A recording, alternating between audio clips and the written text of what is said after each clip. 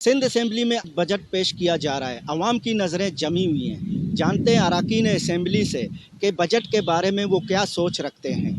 وہ لوگ خواب و خرگوش میں ہیں جو سمجھتے ہیں کہ بجٹ پیش ہوگا اور سندھ گورنمنٹ کچھ بڑا اچھا کر دے گی۔ 17 سال سے یہ برسر اقتدار ہیں، 17 سال میں آپ کراچی کے حالات کیا، آپ لیاری میں جا کر دیکھو، کھنڈر بنا ہوا ہے، پورا کراچی شہر کھنڈر بنا ہوا ہے۔ آج بھی سندھ میں جو ہے ہزاروں اسکول گوسٹ ہیں جو کہ انہوں نے خود ایکسیپٹ کیے ہیں۔ آپ بتا دیں شہر میں ایک سال میں کیا تبدیلی ہوئی، تو امید ہے تو وہ ان سے امیدیں انہیں کو ہوگی، وہ کہتے ہیں وہ تجھ سے امیدیں وفا ہوگی جنہیں ہوگی، ہمیں تو دیکھنا ہے کہ تو ظالم کہاں تک ہے۔ اب دیکھیں آج بجٹ پیش ہونے جا رہا ہے اس میں، اور یقیناً پی ایس 112 کے اندر ایشوز مسئلے مسائل بہت زیادہ ہیں، جہاں پر پانی کے ایشوز بھی ہیں، سیوریج کے بھی ہیں، روڈس کے بھی ہیں۔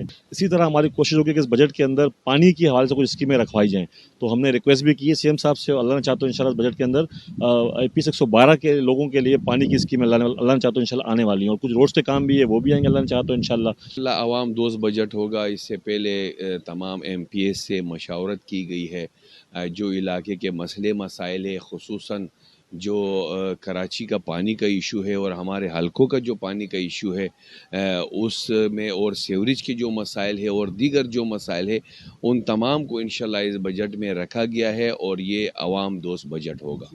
یہ عوام دوست بجٹ ہوگا، غریبوں کے لیے، سندھ کے تمام واسیوں کو اس میں خیال رکھا جائے۔ اراکین اسمبلی کا کہنا ہے کہ بجٹ میں عوامی ریلیف اور ترقیاتی منصوبے شامل ہونے چاہیے۔ اب دیکھنا یہ ہے کہ حکومت عوام کی امیدوں پر کتنی پوری اترتی ہے۔ کیمرہ مین زبیر میمن کے ساتھ حیات بلوچ، وش نیوز، کراچی۔